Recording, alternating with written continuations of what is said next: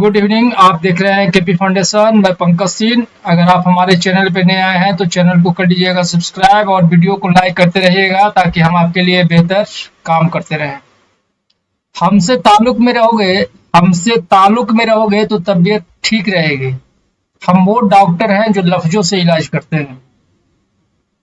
तो आप चैनल को सब्सक्राइब करते रहिए और वीडियो को लाइक करते रहिए, हम आपके लिए बेहतर वर्क करते रहेंगे। चलिए पहला क्वेश्चन से शुरुआत करते हैं। पहला क्वेश्चन है, सांची पहाड़ी की चोटी पर असली पुरातत्व संग्रहालय की स्थापना किसने की थी? तो इसका आंसर हो जाएगा sir John Marshall. Sir John Marshall इसका स्थापना किए थे 1919 में। 1919 सर जॉन मार्शल के अध्यक्षता में ही मतलब सिंधु घाटी सभ्यता का 2 महत्वपूर्ण स्थल को खोजा गया था, खुदाई किया गया था, मतलब हड़प्पा और मोहनजोदड़ो।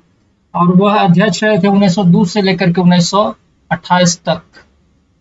तो इसी बीच वह सांची की पहाड़ी की चोटी पर पुरातत्व संग्रहालय की स्थापना करते हैं।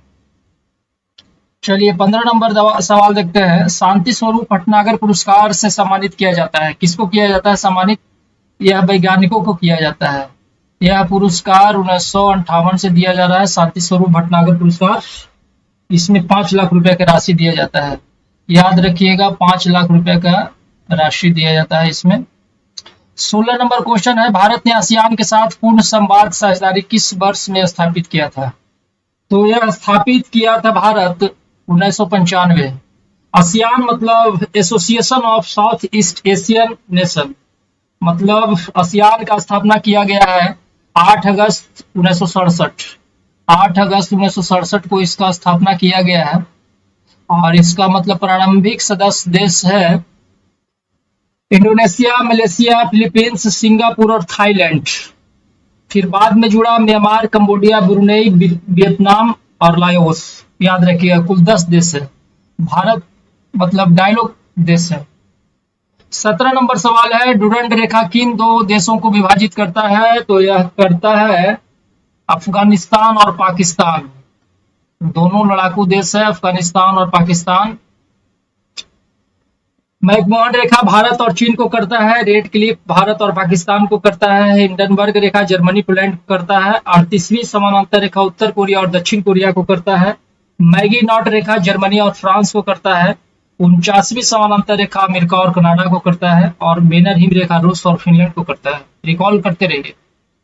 18 नंबर क्वेश्चन है, फॉरबिडन सिटी कहाँ स्थित है? मतलब यह बहुत ही गंदा देश और घटिया देश है, इसलिए इसको फॉरबिडन सिटी, फॉरबिडन मतलब मना ही, आना मना है। फॉरबिडन सिटी कहाँ स्थित है? तो चीन में स्थित है। लहासा एक शहर है चीन का, उसको कहा जाता है forbidden city. Forbidden city granite city कहा जाता है एवरडीन, यह स्कॉटलैंड में है। एमराल्ड्स द्वीप आयरलैंड को कहा जाता है। एम्पायर सिटी न्यूयॉर्क को कहा जाता है। क्वेकर सिटी फिलाडेल्फिया को कहा जाता है। इंटरनल सिटी रोम को कहा जाता है। स्वर्णिम पैगोडा का देश म्यांमार को कहा जाता है। 19 नंबर सवाल है, सरदार पटेल राष्ट्रीय एकता पुरस्कार भारत सरकार द्वारा किस वर्ष में स्थापित किया गया था? तो यह स्थापित किया गया था 2019। 31 अक्टूबर 2019 को यह घोषणा किया गया था सरदार वल्लभ भाई पटेल के जन्म दिवस के अवसर पर। 20 नंबर सवाल है, भारतीय संविधान में निम्नलिखित में से किस संशोधन द्वारा भाषाई आधार पर राज्यों का पुनर्गठन किया गया था? तो यह किया गया था 7वां संविधान संशोधन। और इसमें जो लोकसभा अध्यक्ष होते हैं और राष्ट्रपति दोनों मिलकर के अध्यक्ष का चुनाव किए थे। और भाषा के आधार पर राज्यों का पुनर्गठन के अध्यक्ष कौन थे? एस.के. धर। 7वां संविधान संशोधन होता है 1956, 1 नवंबर 1956 को होता है। और इसके अध्यक्ष कौन थे? एस.के. धर थे। जिसमें कहा गया कि 14 राज्य और 6 केंद्र शासित प्रदेश का गठन किया गया था इसमें। और भाषा के आधार पर प्रथम राज्य कौन है? तो आंध्र प्रदेश है। और राज्य पुनर्गठन आयोग के अध्यक्ष कौन थे? तो फजल अली थे।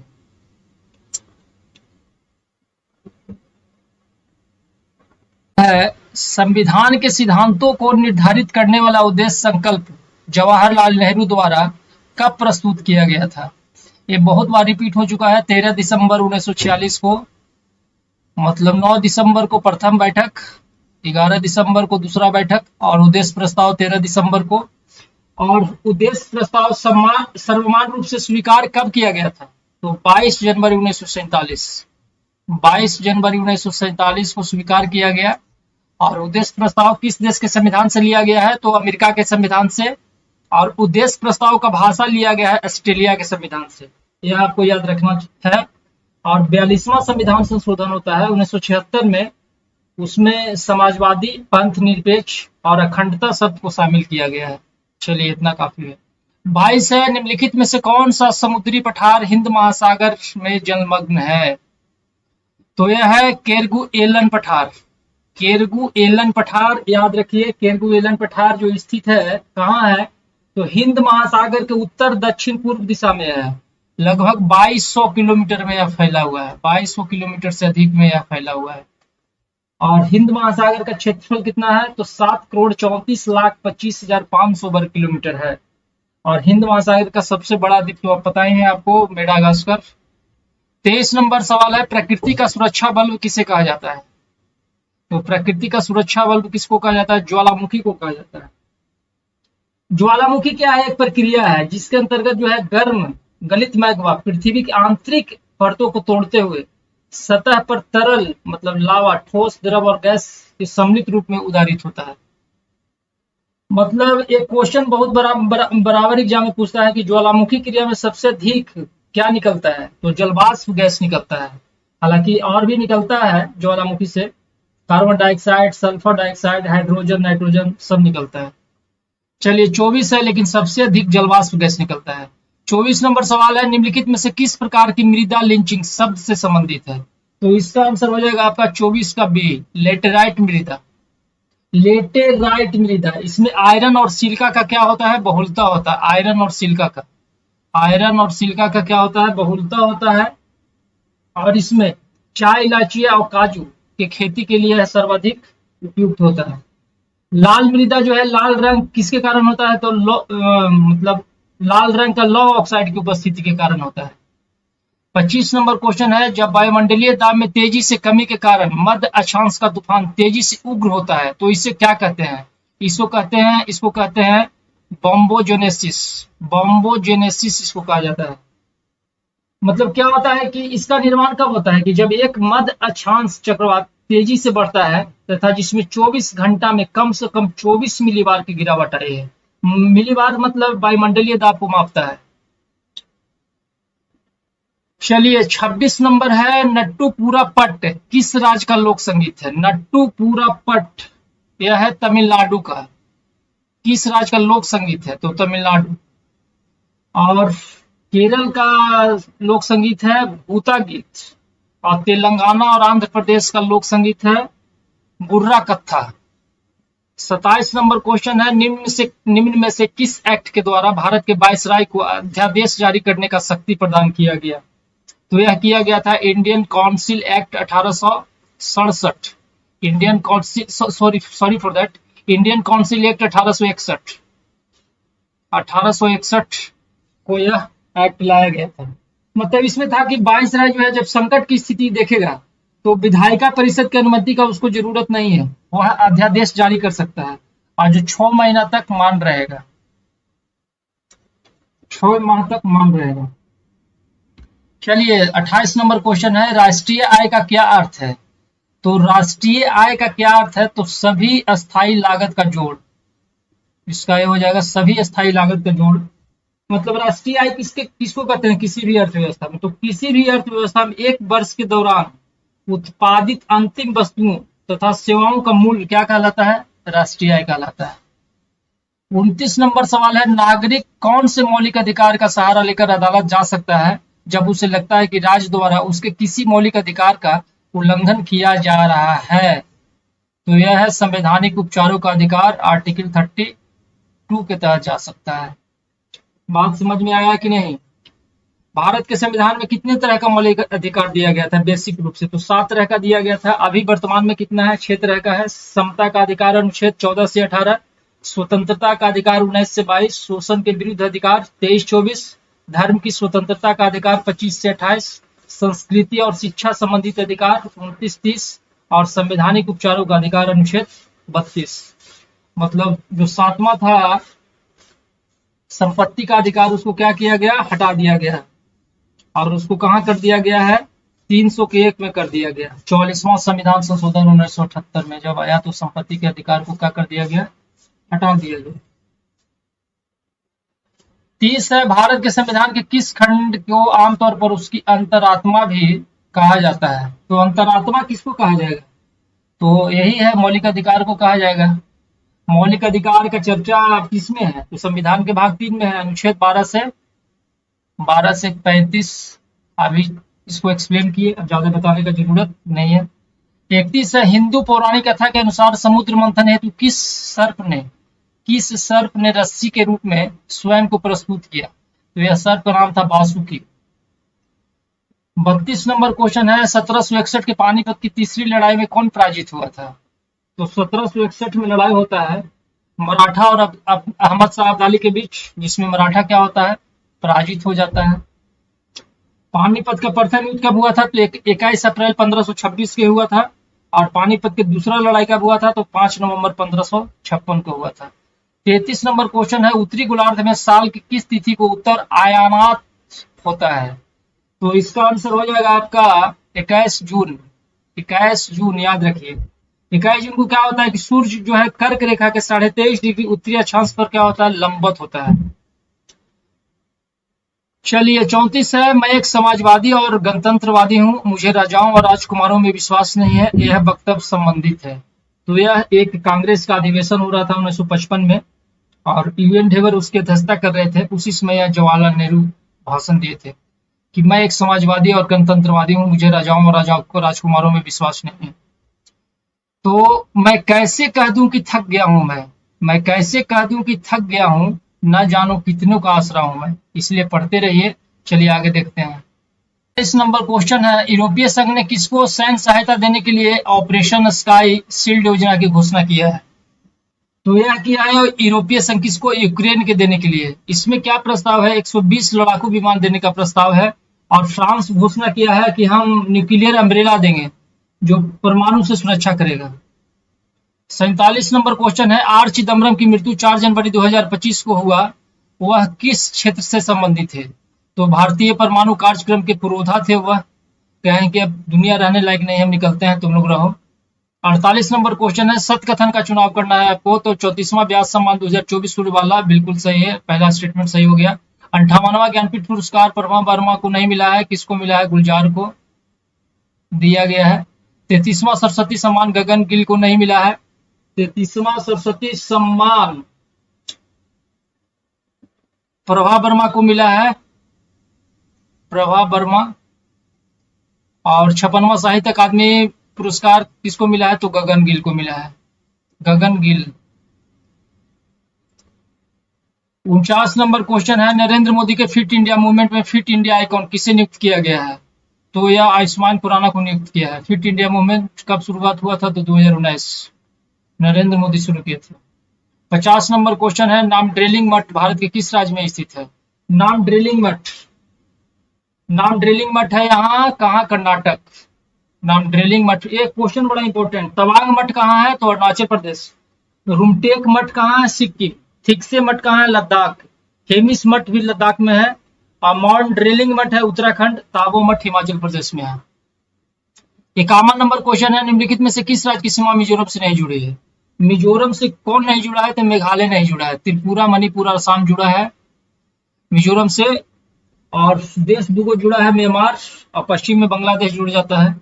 52 नंबर क्वेश्चन है, भारत के कितने राज्यों की सीमाएं बांग्लादेश से जुड़ी है? अच्छा क्वेश्चन है, यह 5 राज्य से जुड़ा हुआ है। कौन कौन राज्य है? पश्चिम बंगाल, त्रिपुरा, मेघालय, मिजोरम और असम। 53 नंबर है, जागृतम अहिंसम या हमेशा सचेत रहें किस संगठन का आदर्श वाक्य है? हमेशा सचेत रहिए किसका वाक्य है? तो यह वाक्य है गुप्तचर विभाग का। गुप्तचर विभाग कहता है कि हमेशा सचेत रहिए। तटरक्षक बल का क्या है? वयम रक्षम, हम रक्षा करते हैं। भारतीय सेना का क्या है? सेवा परमो धर्म, मतलब स्वयं से पहले सेवा। और रिसर्च एंड एनालिसिस विंग का क्या है? धर्मो रक्षित, यानी तुम धर्म की रक्षा करो, धर्म तुम्हारी रक्षा करेगा। 54 नंबर क्वेश्चन है, अंतरराष्ट्रीय भारतीय फिल्म अकादमी पुरस्कार आईफा 2025 में सर्वश्रेष्ठ फिल्म का अवार्ड किस फिल्म ने जीता है? तो लेडीज, लापता लेडीज जीता है। 10 श्रेणियों में यह पुरस्कार जीता है। 55 नंबर क्वेश्चन है, किस कंपनी ने फ्रेम 2 मिशन के सफलतापूर्वक लॉन्च किया, जो पृथ्वी के ध्रुवों के ऊपर से परिक्रमा करने वाला पहला मानव अंतरिक्ष यान बना है? तो यह स्पेस एक्स किया है, स्पेस एक्स अमेरिका का एजेंसी है। चलिए अब आगे देख रहे हैं और क्वेश्चन देख रहे हैं, कोई सेब किसी वृक्ष से पृथ्वी व सेब के बीच गुरुत्वाकर्षण बल के कारण क्या होता है, गिरता है। यदि पृथ्वी द्वारा सेब पर आरोपित बल का परिणाम क्या है, F1 है, तथा सेब द्वारा पृथ्वी पर आरोपित बल का परिणाम F2 है, तो क्या हो सकता है। F1 = F2 बराबर होते हैं। इसका आंसर ये हो जाएगा, मतलब न्यूटन का तीसरा नियम क्या कहता है कि प्रत्येक क्रिया के विपरीत प्रतिक्रिया होता है। अगर इसको हम पोलाइटली वे में बोलना चाहते हैं तो मतलब न्यूटन का जो सार्वत्रिक गुरुत्वाकर्षण नियम है वह क्या कहता है कि एक पिंड द्वारा दूसरे पिंड पर आरोपित बल का जो परिमाण होता है वह समान होता है और दिशा में क्या होता है, विपरीत होता है। इसका फॉर्मूला क्या होता है, F = m1 × m2/r²। यही तो होता है। सबसे पहले कौन बताए थे, न्यूटन साहब बताए गुरुत्वाकर्षण का नियम। चलिए अब 66 नंबर सवाल है, फिनोल्फथेलिन का क्षारीय माध्यम में रंग होता है, तो इसका आंसर हो जाएगा कैसा होता है, गुलाबी होता है, गुलाबी। अम्ल जो है मिथाइल ऑरेंज को क्या करता है, लाल कर देता है, और फिनोल्फथेलिन का क्या करता है, रंगहीन कर देता है। नीला निटमस को अम्ल क्या करता है, तो लाल कर देता है। अम्ल क्या है, अम्ल वह पदार्थ है जो जलीय विलयन में क्या देता है, H+ आयन देता है, H+। ये बहुत बार एग्जाम में क्वेश्चन पूछा है। अम्ल क्या करता है, जो जलीय विलयन में H+ आयन देता है, और क्षारक क्या करता है, जो जलीय विलयन में OH- आयन देता है। ये ध्यान रखिएगा। चलिए आगे है 67। धमनियां छोटी नलियों में विभाजित होती है और ऊतकों तक पहुंचने पर नामक अत्यंत पतली नलियों में विभाजित होती है। मतलब क्या कर रहा है, इसका आंसर यह हो जाएगा कि केशिकाएं, कैपिलरी के वजह से ऐसा होता है। नसों में क्या होता है कि बल मौजूद होता है जो अनुमति देता है कि रक्त केवल हृदय की ओर बहेगा, और शरीर से हृदय की ओर ले जाने वाले रक्तवाहिनी को क्या कहते हैं, तो शिरा कहते हैं। शरीर से हृदय की ओर ले जाएगा उसको क्या कहेंगे, शिरा, और हृदय से शरीर को जो ले जाएगा और रक्तवाहिनी उसको क्या कहते हैं, धमनी कहते हैं। 68 है, डीएनए एक आनुवंशिक पदार्थ है, इसका अंतिम प्रमाण किसके प्रयोग से आया है, तो ये अंतिम प्रमाण दिए हर्षे और चेस भाई साहब, अंतिम रूप से ही प्रमाणित किए। हर्षे और चेस क्या बताएं, किस प्रयोग में इनको देखा कि बैक्टीरिया फेज का इस्तेमाल किया था। इसको प्रयोग में किसका इस्तेमाल किया, बैक्टीरिया फेज का, और वह जानना चाहते थे कि बैक्टीरिया फेज का कौन सा जो भाग है जीवाणु में प्रवेश करेगा, मतलब प्रोटीन करता है, प्रोटीन का आवरण करता है, या डीएनए का कोर करता है। 69 है, किसी पिंड का वेग समरूप कहा जाता है। किसी पिंड का वेग समरूप क्या कहा जाता है, वेग का मान और दिशा दोनों क्या होता है, अपरिवर्तित होता है। अब आगे देखते हैं 71 है, इनमें से कौन सा कार्य राइबोसोम का नहीं है। राइबोसोम के बारे में अगर आप पढ़े हैं तो एलिमिनेट कीजिए, राइबोसोम का कार्य कौन नहीं है। यह प्रोटीन के अणुओं का निर्माण में सहायता करता है, बिल्कुल करता है, यह तो सही है। यह एंजाइमों का निर्माण में सहायता करता है, यह भी सही है। यह हार्मोन का निर्माण में सहायता करता है, हार्मोन के निर्माण में सहायता नहीं करता। यह मंड, स्टार्च और अणुओं के निर्माण में सहायता करता है, यह भी नहीं करता। तो इसका आंसर हो जाएगा 3 और 4। 3 और 4 कहाँ, सी नंबर। 72 है, 72 मैथ है। 73 है, डीडीटी के कारण चिड़ियों का अंडों का कवच पतला हो जाता है, क्योंकि यह रोकता है। क्योंकि यह क्या रोकता है, तो कैल्शियम एटीपेज को रोक देता है। आप देखते हैं 74, स्ट्रेप्टोमाइसिन एक क्या है, स्ट्रेप्टोमाइसिन एक क्या है, तो यह एंटीबायोटिक दवा है। यह एंटीबायोटिक दवा है जो किसका इलाज में प्रयोग इसको किया जाता है, तो टीबी के इलाज में। हालांकि टीबी और बीबी का कोई इलाज नहीं है, लेकिन टीबी के इलाज में स्ट्रेप्टोमाइसिन का प्रयोग कर देता है आदमी। 75 है, निम्नलिखित में से किसमें सल्क होते हैं। सल्क आपको पहचानना है, तो सल्क होगा, एम्फीबिया में नहीं होता है, पीसीज में होता है सल्क, और सरीसृप में होता है, स्तनधारी में भी नहीं होता है सल्क। तो इसका आंसर हो जाएगा सी नंबर। चलिए अब 76 है, स्टेनलेस स्टील में कार्बन का प्रतिशत आपको पहचानना है कि कितना प्रतिशत होता है, तो 0.5 से 1% होता है स्टेनलेस स्टील में। और स्टेनलेस स्टील जो है किससे बनता है, तो लोहा, कार्बन, क्रोमियम और निकेल का मिश्रण है। स्टेनलेस स्टील लोहा, कार्बन, क्रोमियम और निकेल का मिश्रण है। मतलब लोहा कितना तरह का होता है, लोहा 3 तरह का होता है, ढलवा लोहा, पिटवा लोहा और इस्पात। तो ढलवा लोहा मतलब अशुद्ध है, इसमें कार्बन का मात्रा कितना होता है, 1.5 से 2.5। 1.5 से 2.5 होता है ढलवा लोहा में। पिटवा लोहा में 0.25 से, थोड़ा सा यह शुद्ध है तो 0.25 से 0.5, और इस्पात में कितना होता है 0.5 से 1.5 तक। तो यहाँ पे हो जाएगा 0.5 से 1। चलिए आगे देख रहे हैं। तो यह सल्फोनिक अम्ल या एल्किल हाइड्रोजन सल्फेट है। मतलब डिटर्जेंट्स क्या है, सल्फोनिक अम्ल है या एल्किल हाइड्रोजन सल्फेट के सोडियम और पोटेशियम का क्या होता है, लवण होता है। 79 है, नहीं क्वेश्चन इधर। अब आगे ये सब हो चुका है, ये सब हो चुका है, इधर नहीं है। अब 93 है, आपको मिलान करना है, निम्नलिखित में से कौन सा एक सुमेलित नहीं है। विटामिन B12 प्रत्यय रक्ता कारक सही है, विटामिन C प्रत्यय सर्वी कारक यह भी सही है, विटामिन D बंध्यारोधी कारक यह गलत है, आंसर यही हो जाएगा। यही पूछ रहा था, सुमेलित नहीं है। और यह मतलब विटामिन के प्रति रक्तस्रावी कारक, विटामिन डी क्या करता है तो प्रतिरिकेट्स कारक है। विटामिन डी क्या करेगा, प्रतिरिकेट्स कारक है यह। और बंध्यारोधी कौन है, विटामिन ई है। 94 है, रिकॉम्बिनेंट डीएनए टेक्नोलॉजी के विकास के पश्चात यह तकनीक संभव हो पाया। तो डीएनए अंगुली मुद्रण, इसी की वजह से चोर बलात्कारी से पकड़ाता है। 95 नहीं है, एक तत्व के समस्थानिक आइसोटोप में किसमें भिन्न होता है, तो यह न्यूट्रॉन की संख्या भिन्न हो जाता है। 97 है, प्रकाश संश्लेषण स्वपोषित पोषण का एक महत्वपूर्ण साधन है। प्रकाश संश्लेषण में जो घटना घटित नहीं होता वह क्या है, यही आपको पहचानना है। तो प्रकाश ऊर्जा का रासायनिक ऊर्जा में परिवर्तन तो करता ही है, सही है। CO2 का कार्बोहाइड्रेट में अपकरण यह भी करता है, कार्बन का CO2 में ऑक्सीकरण यह गलत हो जाएगा, यही आपका आंसर हो जाएगा। क्लोरोफिल द्वारा प्रकाश का अवशोषण यह भी करता है, तो यह भी सही है। और प्रकाश संश्लेषण क्या करता है, प्रकाश की अभिक्रिया कहाँ होता है, ग्रेना में होता है। प्रकाश की अभिक्रिया कहाँ होता है, तो स्ट्रोमा में होता है, याद रखिएगा। प्रकाश संश्लेषण में जल का प्रकाशीय क्या हो जाता है, अपघटन होता है, जिसके उपरांत क्या होता है, ऑक्सीजन मुक्त होता है। 98 है, पृथ्वी की भूमध्य रेखा पर किसी पिंड के भार की तुलना में ध्रुव पर पिंड के भार क्या होगा, तो ध्रुव पर पिंड का भार क्या हो जाएगा, आपका आंसर ये हो जाएगा, ध्रुव पर पिंड का भार भूमध्य रेखा पर अपने भार से क्या होता है, अधिक होता है। क्योंकि पृथ्वी की सतह से ऊपर या नीचे जाते हैं तो जी का मान क्या होता है, घट जाता है। और जी का मान महत्तम कहाँ होता है, तो पृथ्वी के ध्रुव पर होता है। और जी का मान न्यूनतम कहाँ होता है, तो विषुवत रेखा पर होता है। और पृथ्वी का घूर्णन गति घटने पर क्या होता है, जी का मान, तो जी का मान घटेगा तो पृथ्वी का घूर्णन गति अगर घटेगा तो जी का मान क्या होता है, बढ़ जाएगा। और यदि पृथ्वी अपने वर्तमान कोणीय चाल से 17 गुना अधिक चाल से चले तो भूमध्य रेखा पर रखी वस्तु का भार क्या हो जाएगा, शून्य हो जाएगा। 99 है, बुलेट प्रूफ जैकेट का निर्माण में किस बहुलक का प्रयोग किया जाता है, तो केवलर का किया जाता है। आगे देखते हैं, एम्फीसाइमा निम्नलिखित में से किसे प्रभावित करता है, तो जहां धुआं वगैरह होता है, मतलब सिगरेट वगैरह जो पीता है उसको एम्फीसाइमा रोग हो जाता है। 102 है, बेडाक्विलिन दवा किस बीमारी के इलाज से संबंधित है, किस बीमारी के इलाज से संबंधित है, तो दवा प्रतिरोधी मतलब TB.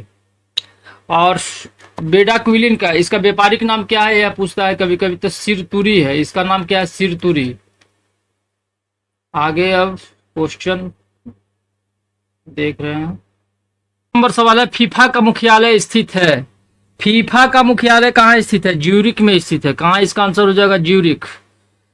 Federation international the football association मतलब फीफा, इसका मुख्यालय कहाँ, ज्यूरिक स्विट्जरलैंड। और इसका स्थापना कब किया गया था, 21 मई 1904 को, यह याद रखना है, 21 मई 1904। चलिए आगे देखते हैं। 116 भारतीय संविधान का कौन सा अनुच्छेद विधि के समझ समता से संबंधित है, विधि के समझ सभी का मान बराबर है, यह आर्टिकल 14 में है। आर्टिकल 25 में क्या है, अंतःकरण की आवाज, मतलब आपको आत्मा जिस धर्म को स्वीकार करता है कर लीजिए, आप इसके लिए स्वतंत्र हैं, आर्टिकल 25 में है। अनुच्छेद 17 में अस्पृश्यता का अंत, और अनुच्छेद 28 में है कि सरकारी शैक्षणिक संस्थाओं में कोई भी धार्मिक शिक्षा नहीं दिया जाएगा, अनुच्छेद 28। चलिए 117 निम्न में कौन सा सुशासन की विशेषता नहीं है, तो रेड टेपिज्म क्या करेगा, लाल फीताशाही। आगे देख रहे हैं 119 है, जहां कठोर तथा नरम चट्टान एक दूसरे के समांतर पाई जाती है वहां निम्नलिखित में से कौन सा अपवाह प्रतिरूप विकसित होता है, तो कौन सा अपवाह प्रतिरूप होगा, जाली नुमा अपवाह प्रतिरूप विकसित होगा, डी नंबर आंसर हो जाएगा। 120 है, पुस्तक द कॉमनवेल्थ ऑफ क्रिकेट के लेखक कौन है, बहुत बड़े इतिहासकार रामचंद्र गुहा। 121 से निम्नलिखित में से कौन सा कथन सही है? भारत सरकार अधिनियम 1935 भारत के संविधान का सबसे बड़ा स्रोत है। सबसे बड़ा स्रोत बिल्कुल सही है। भारतीय संविधान की न्यायिक समीक्षा की अवधारणा कनाडा से लिया गया है। कनाडा से नहीं, अमेरिका से लिया गया है। कनाडा नहीं, कहां से लिया गया है? अमेरिका के संविधान से लिया गया है, इसलिए केवल इसका आंसर हो जाएगा 1। चलिए आगे देख रहे हैं। 122 से निम्नलिखित में से कौन सा कथन सही है? सही कथन को आपको पहचान करना है। तो 1949 में योजना आयोग की स्थापना प्रधानमंत्री के अध्यक्ष के रूप में किया गया, यह गलत है, क्योंकि योजना आयोग की स्थापना 15 मार्च 1950 को किया गया है। कब किया गया? 15 मार्च 1950। ये समूह पे रखिए। जीडीपी एक वर्ष के दौरान देश में उत्पादित सभी अंतिम वस्तुओं और सेवाओं का बाजार मूल्य है, बिल्कुल सही है। तो केवल 2 सही है। तो केवल 2 कहाँ है? कि 1 में। 123 से निम्नलिखित में से कौन सा कथन सही है? कौन सा कथन सही है? कुतुब मीनार लाल और बफ सैंडस्टोन से बनी भारत की सबसे ऊंची मीनार है, बिल्कुल सही है। बृहस्पति मंदिर तंजौर में स्थित है। दोनों सही हो गया, तो दोनों किसमें? 1 नंबर। 124 से शिखर देश का कौन सा युग्म सही नहीं है? पहचानना है। माउंट एवरेस्ट गलत, क्योंकि नेपाल और तिब्बत में है यह। माउंट एवरेस्ट नेपाल और तिब्बत में फैला हुआ है। मकालू नेपाल में है, सही है। केवल 2 हो जाएगा, तो केवल 2 इसका सी हो जाएगा। 125 से निम्नलिखित में से कौन सा प्रत्यक्ष कर का उदाहरण है? प्रत्यक्ष कर का उदाहरण, प्रत्यक्ष कर का उदाहरण कौन है? तो इसका हो जाएगा बी। बाकी सब अप्रत्यक्ष कर है। उत्पाद कर, सीमा शुल्क, जीएसटी। 126 से भारत में आर्थिक नियोजन की पहली रूपरेखा का प्रस्ताव किस वर्ष पारित किया गया था? तो यह पारित किया गया था कब? 1934। और भारत में आर्थिक नियोजन का प्रस्ताव कौन दिए हैं? एम विश्वेश्वरैया। उनके द्वारा एक लिखित पुस्तक है प्लान्ड इकोनॉमी ऑफ इंडिया। चलिए 1887 में भारतीय राष्ट्रीय कांग्रेस के अध्यक्ष कौन थे? बदरुद्दीन तैयब जी। कहाँ गए? 1887 में ही थे प्रथम मुस्लिम अध्यक्ष। चलिए 128 से निम्नलिखित में से कौन सा झील खारे पानी का झील है? खारे पानी का झील आपको पहचान करना है, तो यह सांभर झील। और 129 से निम्नलिखित में से किसका सुमेल नहीं है? सुमेल नहीं है, तो वर्ष 1800 कांग्रेस की स्थापना बिल्कुल। 1905 में बंगाल विभाजन सही है। 1909 में पार्लियामेंट सुधार, यह भी सही है। 1930 में असहयोग आंदोलन नहीं, 1930 में असहयोग आंदोलन नहीं हुआ था। यह कब हुआ था? 1920 में। 1920 में होता है। और मतलब 1920 में कलकत्ता अधिवेशन जो होता है, उसमें लाला लाजपत राय की अध्यक्षता में असहयोग आंदोलन को प्रस्ताव को स्वीकार किया गया था। लेकिन 1920 में जो नागपुर में अधिवेशन होता है, तो असहयोग आंदोलन को अंतिम रूप से पारित कर दिया गया नागपुर अधिवेशन में। चलिए आगे देख रहे हैं। क्वेश्चन है, राष्ट्रपति के चुनाव में किसी राज्य विधानसभा के निर्वाचित सदस्य के मतों की संख्या मूल किस प्रकार ज्ञात की जाती है? किस प्रकार आपको ज्ञात किया जाता है? तो इसका हो जाएगा 1 नंबर। राज्य की जितना जनसंख्या है और बटा विधानसभा के निर्वाचित सदस्य और भागा 1000। मतलब राष्ट्रपति के निर्वाचक मंडल में कौन शामिल होता है? तो संसद के दोनों सदनों के निर्वाचित सदस्य होते हैं, और राज्य विधानसभा के निर्वाचित सदस्य, और केंद्र शासित प्रदेश दिल्ली और पुडुचेरी विधानसभा के निर्वाचित सदस्य होते हैं। 141 से भारतीय संविधान के किस अनुच्छेद में यह प्रावधान है किया गया है कि राष्ट्रपति की सहायता करने के लिए, उसे सलाह देने के लिए प्रधानमंत्री की अध्यक्षता वाले एक मंत्री परिषद होगा, जिसकी सलाह के अनुसार राष्ट्रपति अपने कार्यों का निर्वहन करेंगे। तो यह दिया गया है 74 के 1 में। और 74 के 2 में क्या दे दिया गया है? 74 के 2 में यह बताया गया है कि इस प्रश्न को किसी न्यायालय में जांच नहीं किया जाएगा कि मंत्री ने राष्ट्रपति को कोई सलाह दिया है या नहीं दिया है। और 146 है, 29 मार्च 2025 को भारत के राष्ट्रपति द्रौपदी मुर्मू ने कहा राष्ट्रीय पर्यावरण सम्मेलन का उद्घाटन किया या किए? तो यह नई दिल्ली में किए 29 मार्च 2025। 147 से निम्नलिखित में से कौन सा कथन असत्य है? असत्य कथन का आपको पहचान करना है। लिपि का शाब्दिक अर्थ लिखावट होता है, सही है। भारत में लिपि का विकास परंपरा में ब्राह्मी लिपि का प्रस्थान बिंदु माना जाता है, भी सही है।